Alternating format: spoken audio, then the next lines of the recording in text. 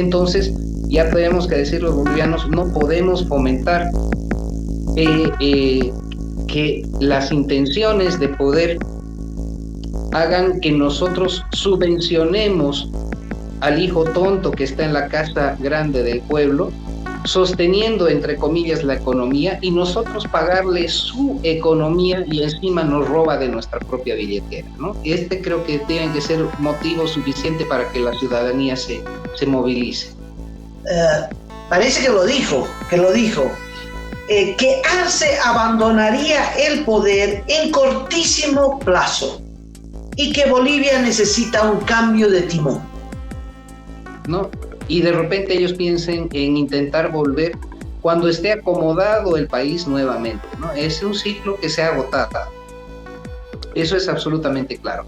La pregunta central es, ¿cómo quieren entregar el país? ¿Quieren entregarlo en cenizas el 2025? ¿O quieren entregarlo después de una convulsión que les permita salir a disfrutar de todo lo robado al exterior? Esas son preguntas que hoy tienen que empezar a martillar en la cabeza de los bolivianos. El mayor problema, Arce todavía tiene la esperanza, o la tenía antes de su viaje a Rusia, de poder llegar al proceso electoral 2025.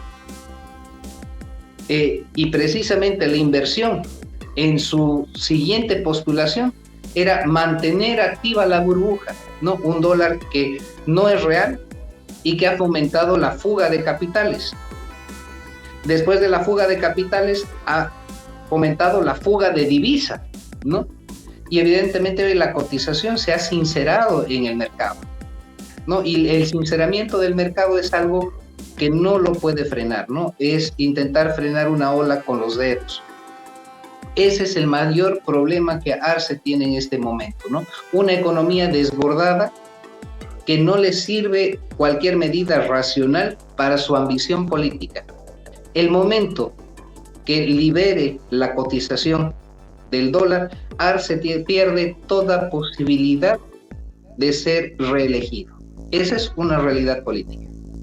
Como que él ya sabía del golpe y le estaba diciendo a la opinión pública, no se preocupen que ya va a caer, porque él ya sabía del golpe. Eso es lo que intenta decir esta agencia de información. Pero opositor a la gestión de Luis Arce, que está empezando a parársele, ¿no? Y eso es algo que no se puede perder del radar, porque hoy, nuevamente, digo, con todas las luces y sombras del legislativo, hay una esperanza de que en esa crisis institucional, hay al menos alguien que le dice, hasta aquí, hay límites para ese poder para el emperador Luis Arce Catacol.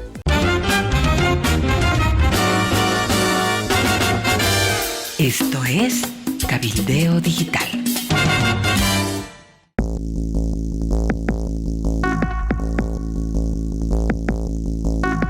Un operativo muy sorpresivo que ocurrió anoche, más o menos a las 7:30 de la noche, sorprendió a familiares, abogados, a todo el mundo, porque súbitamente se decidió trasladar a la cárcel de San Pedro a una decena de militares y además al activista en derechos humanos Fernando Hamdan y al ex asesor del ministro de Defensa, a quien se lo señala como el ideólogo. Estamos hablando de Aníbal Aguilar Gómez, que fue atendido hasta primera hora de la tarde en el Hospital Obrero de la ciudad de La Paz y fue retornado a las celdas de la Fuerza Anticrimen, y ahí estuvo unas horas y junto con este grupo ya está en San Pedro, en la cárcel de San Pedro de la ciudad de La Paz.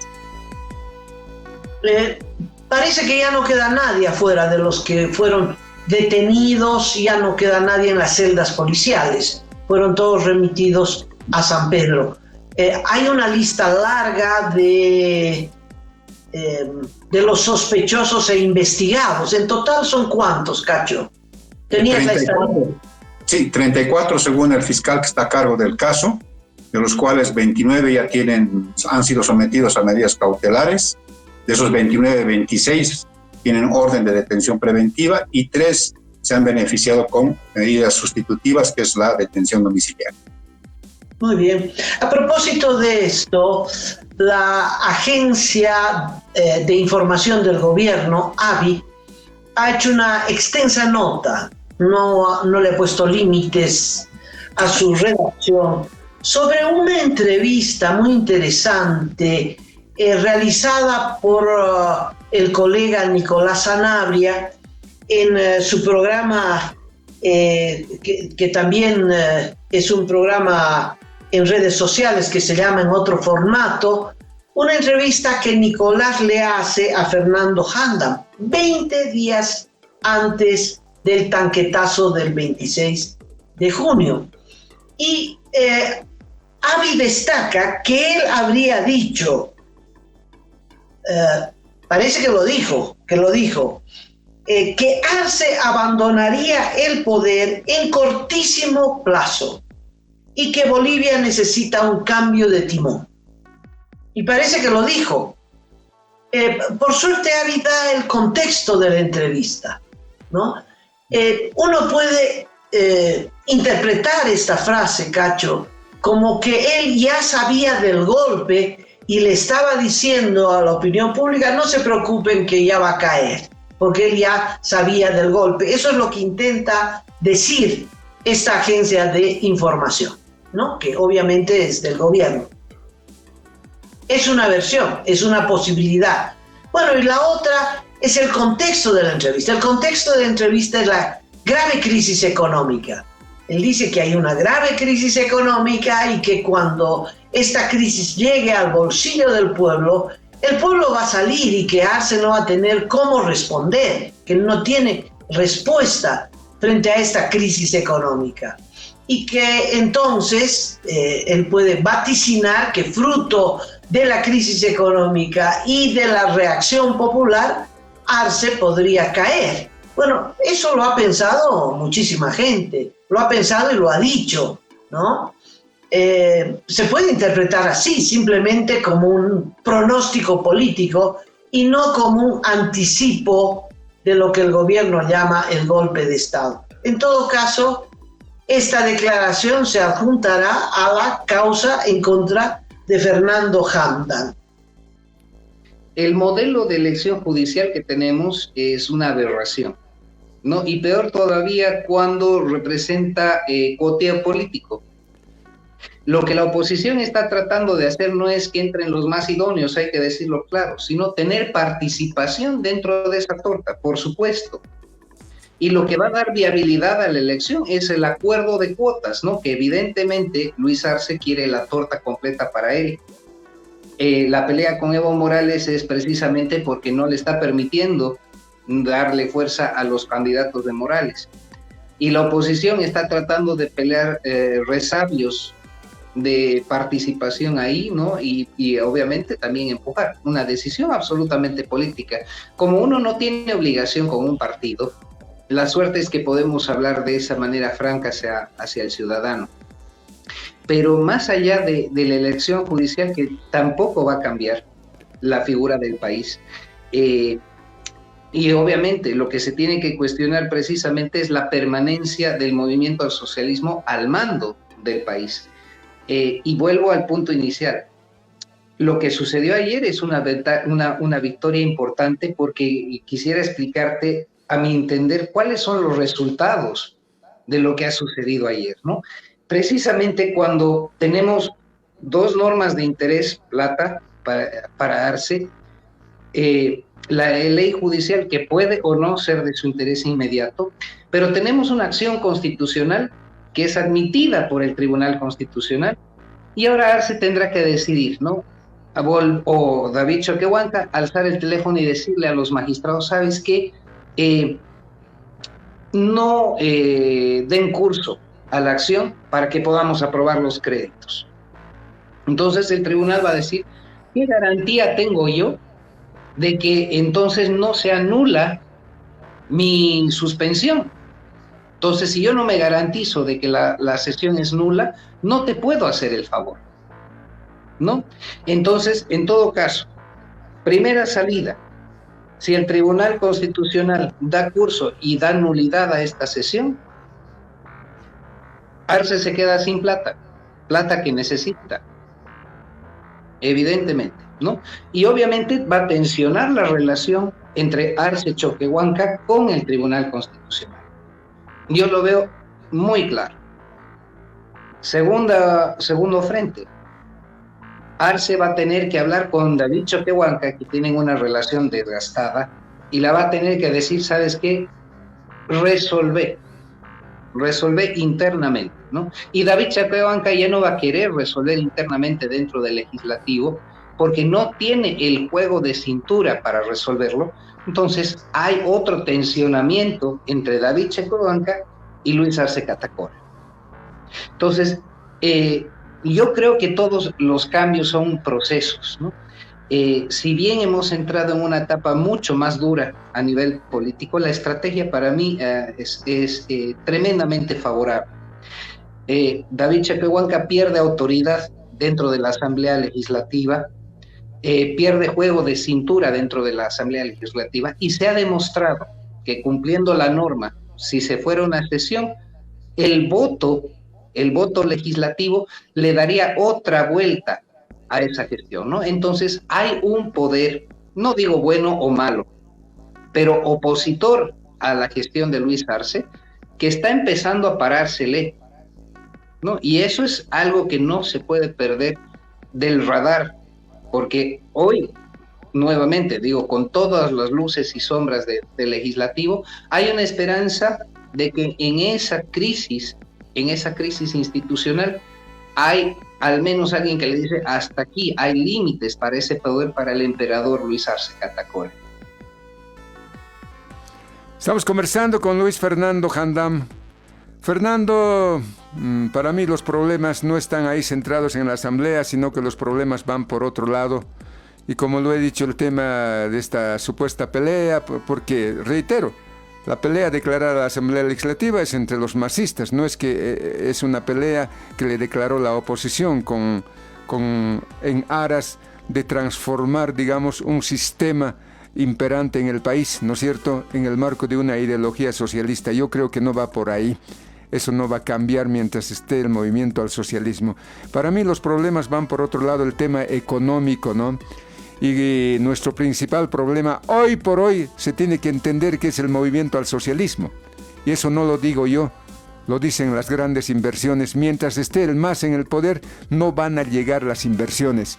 Y mientras no tengamos más inversiones, la situación económica, no sé si se ahondará más, pero de seguro vamos a tener enormes problemas porque la falta de dólares, hoy la falta de combustible, las reservas y todo aquello, indudablemente son la preocupación mayor de la población, querido Fernando.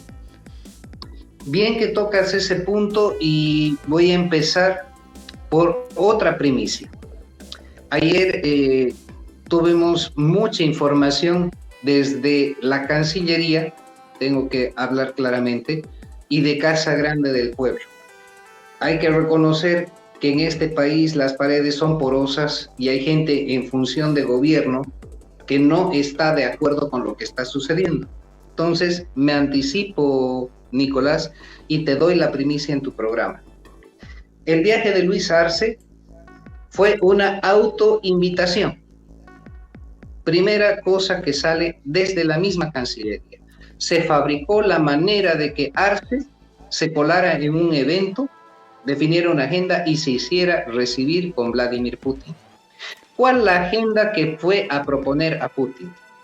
Pedirle a Putin, a cambio del litio boliviano, que lo sostuviera con la provisión de carburantes mientras estabiliza el país, ¿no?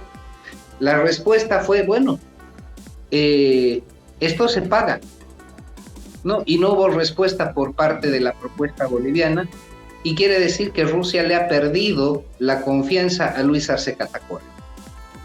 No es menor este dato. No es menor este dato. Entonces, yo invito a la audiencia de que vean con qué actitud vuelve de su viaje Arce.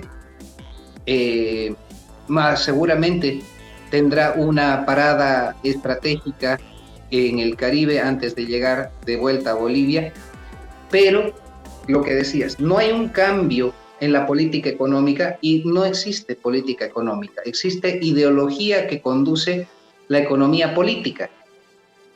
Si no tenemos apertura de mercados, no vamos a salvar este momento.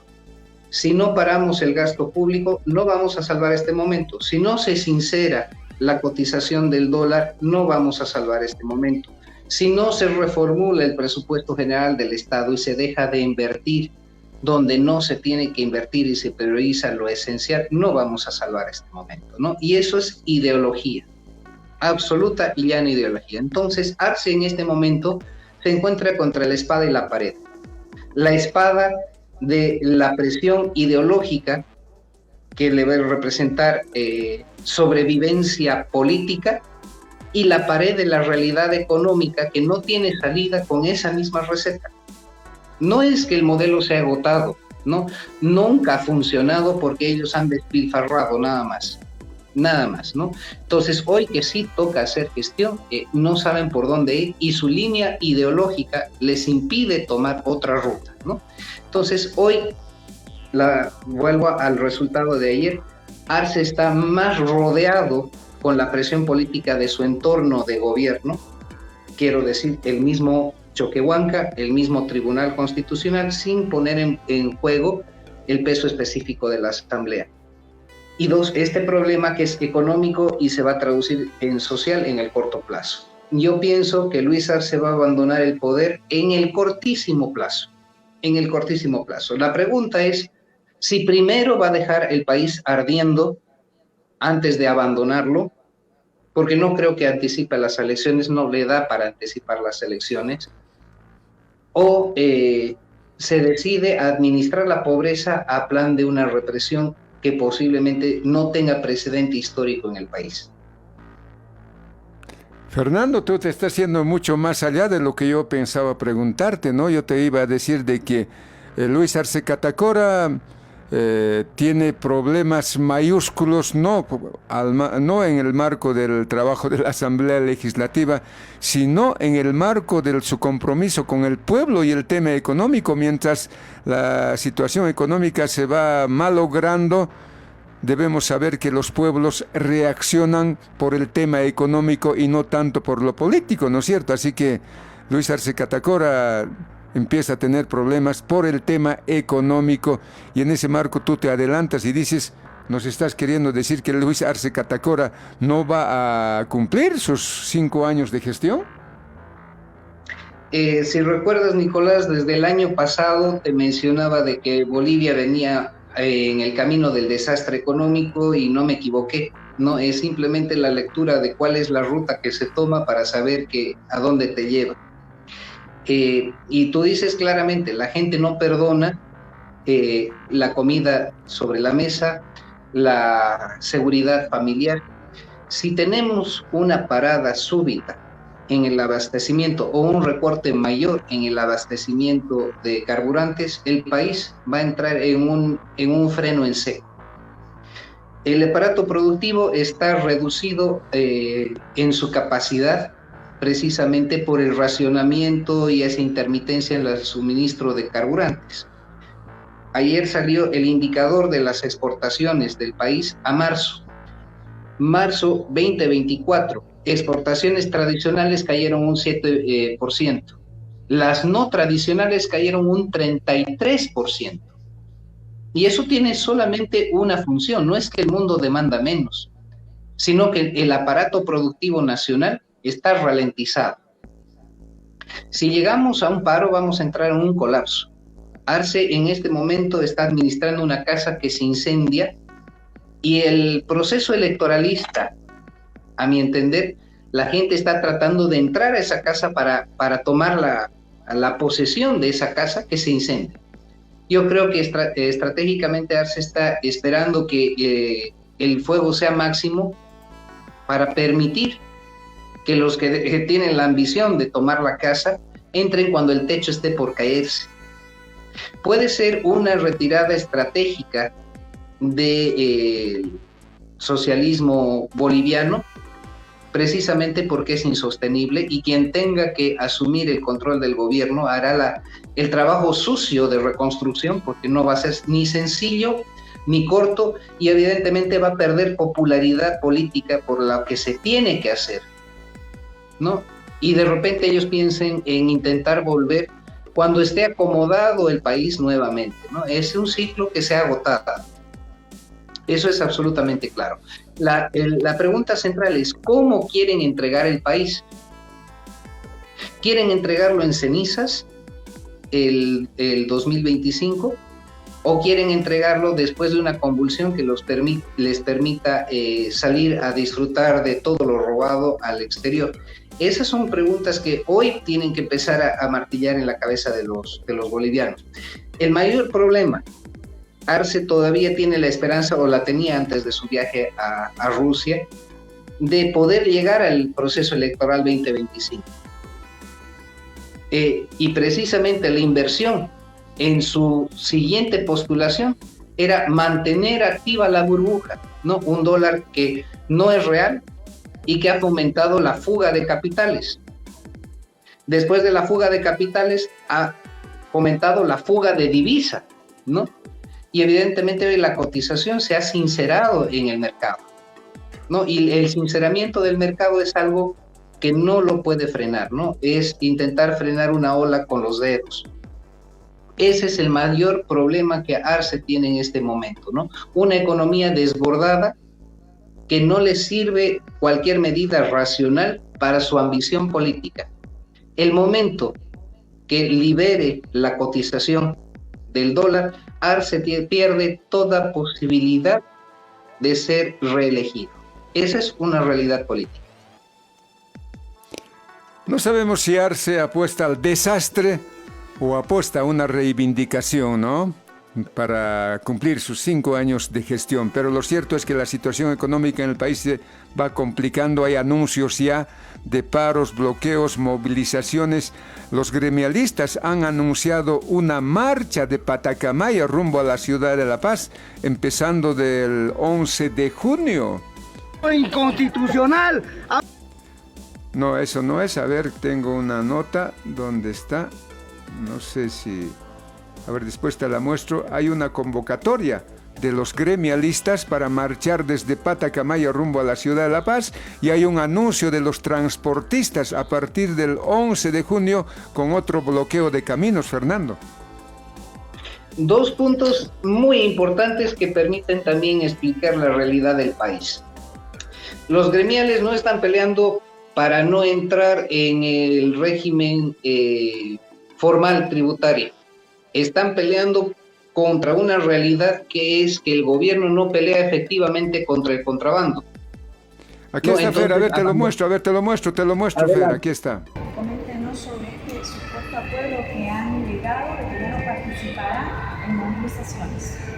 Una vez más, el gobierno nacional se vale de sus dirigentes vendidos, puestos a dedo, que siempre en todas las oportunidades salen al lado de la COP, salen al lado de los ministros, salen al lado del presidente, a salir a utilizar la representación del sector gremial, teniendo estas supuestas reuniones y acuerdos. El sector gremial que está en las calles, que está movilizado, que está en emergencia, no hemos tenido ningún acuerdo, ninguna reunión con estas autoridades. Es más, no hemos sido ni convocados a ningún tipo de reunión, y por lo tanto seguimos nosotros en emergencia, seguimos movilizados, expectantes, y como ve, planificando cómo vamos a llevar a cara el mandato que nos ha ordenado nuestras bases en los ampliados que hemos tenido tanto en la ciudad de La Paz como en la ciudad de Santa Cruz, que es seguir movilizados y enfrentando las movilizaciones que se nos vienen a nivel nacional la siguiente semana.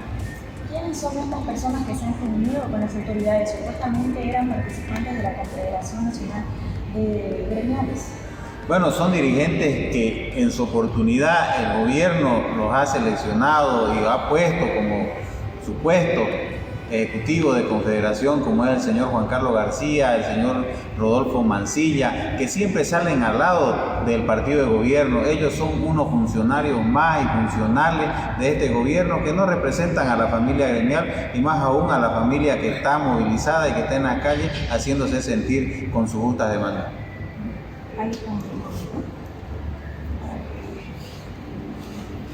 ¿Ustedes no descartan las movilizaciones que se tienen previstas con el sector gremial?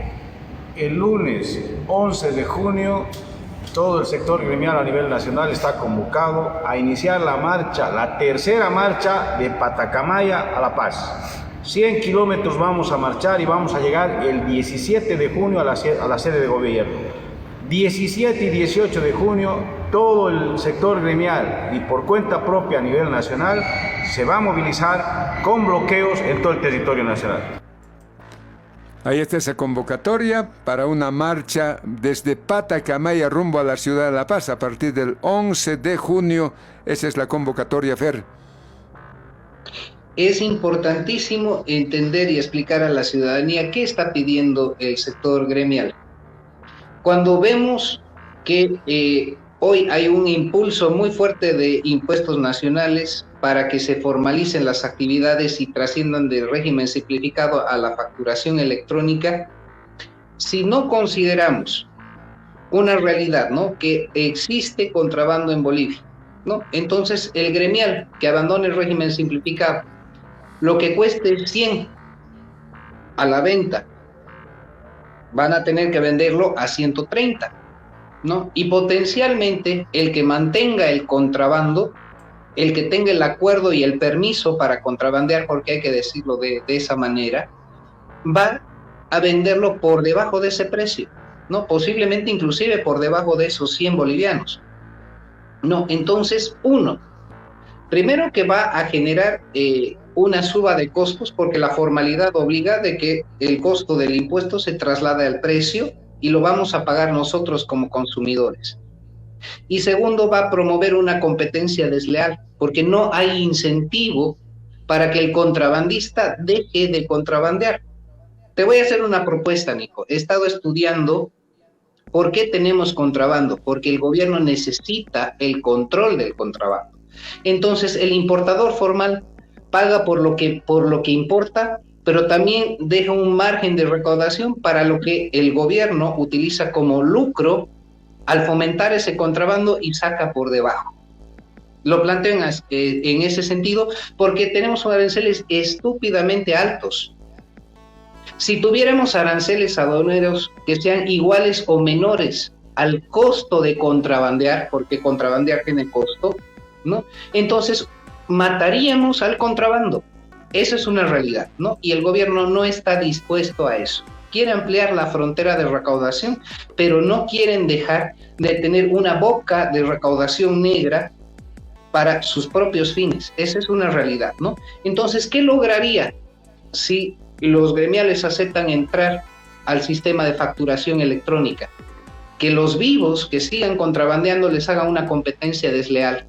Y el consumidor va a comprar donde sea más barato, por supuesto, ¿no? Entonces es atomizar y destruir un sector productivo del país, ¿no? Esa es una de las razones principales y nos tiene que interesar como ciudadanos, porque nosotros somos los que al final vamos a pagar el precio en la calle. Y yo invito a que la gente, la prensa, tu medio, Nico, haga seguimiento al desarrollo de la marcha, pero una responsabilidad máxima es entender de que la consigna de los gremiales nos va a afectar a todos los bolivianos, ¿no? Entonces yo invito a La Paz el día 17 a recibir la marcha, ¿no? Y plegarse a esa marcha urbana, no que marchen desde Patacamaya, sino que La Paz los reciba. Porque tenemos que entender que si no le ponemos otro freno al gobierno, nosotros también vamos a ser vulnerables y en términos económicos vamos a pagar mucho más caro de lo que estamos pagando hoy. Lo mismo sucede con el transporte pesado. El transporte pesado, además de esos controles que son naturales, el tema de aduanas y el tema de impuestos, ellos exigen, ¿no?, una resolución con el tema de contrabando y sobre todo, ¿no?, el abastecimiento de combustibles. Porque al estar parados por imposibilidad de trabajar, los costos se hacen más altos y los márgenes se empiezan a reducir, ¿no? Entonces están perdiendo la utilidad, no está trabajando a pérdidas. Si eso no se resuelve, entendamos de que todo lo que hagamos comercialmente en el país requiere de transporte. Todo bien que circula en el territorio nacional requiere de ese transporte, ¿no? Y si ese transporte se encarece, se difiere al precio de los bienes. Entonces, estamos en esa espiral donde otra vez como consumidores vamos a acabar pagando más caro ese precio, ¿no? Entonces, ya tenemos que decir los bolivianos, no podemos fomentar que las intenciones de poder hagan que nosotros subvencionemos al hijo tonto que está en la casa grande del pueblo, sosteniendo, entre comillas, la economía, y nosotros pagarle su economía y encima nos roba de nuestra propia billetera, ¿no? Creo que tiene que ser motivo suficiente para que la ciudadanía se movilice. Fer, en el final ya, casi gracias por habernos acompañado estos minutitos aquí en el programa en otro formato. ¿Cómo ha recogido la renuncia de Jorge Richter como vocero presidencial? Me encanta que me tires esa papa caliente, Nico.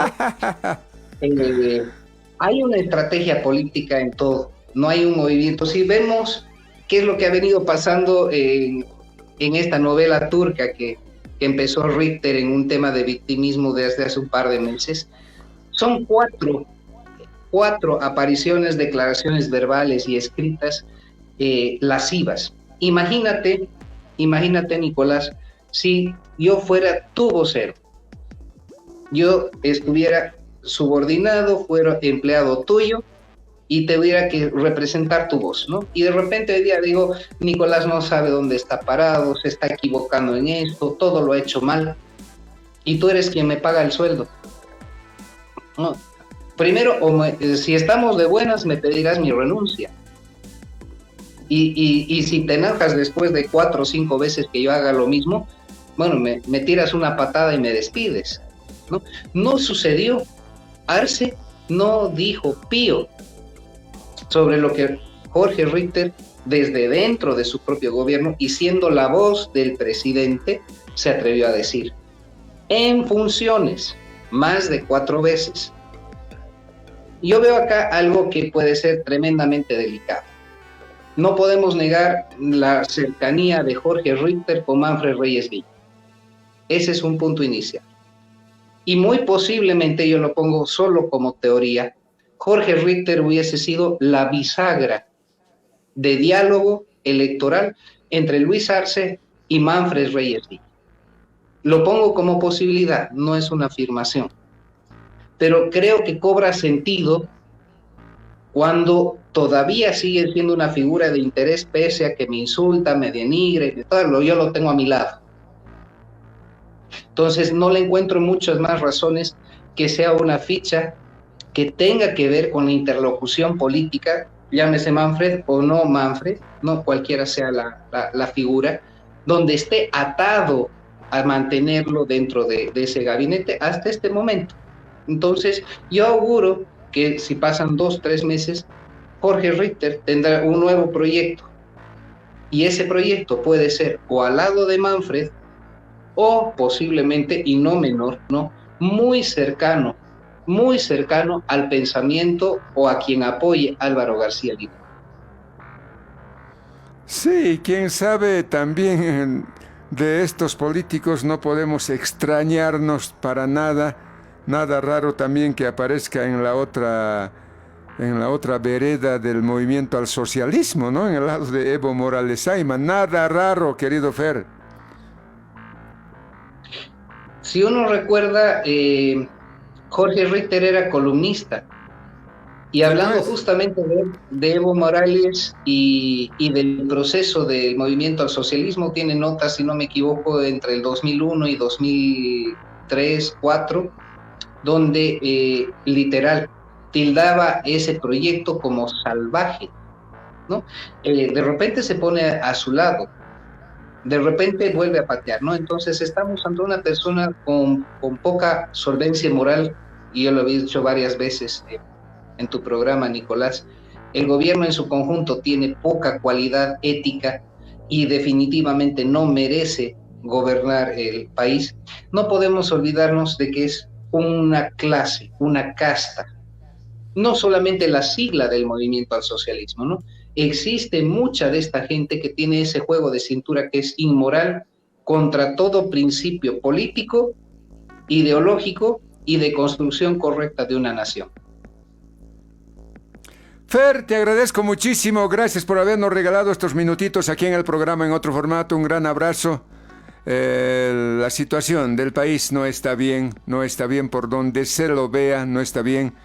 A ver qué pasa la próxima semana y a ver, espero no llegar a aquello que tú estás pronosticando, ¿no? De que Luis Arce Catacora, quién sabe, no llegue a los 5 años de gestión. A ver, no sé, me estás dejando con la duda para poder, tarea para pensar, querido Fer. Fer, un gran abrazo. Abrazo, querido Nico. La única opción de Bolivia es un cambio de timón lo más rápido posible. Eso es lo único que yo puedo afirmar como un hecho concreto. Un gran saludo a toda Bolivia.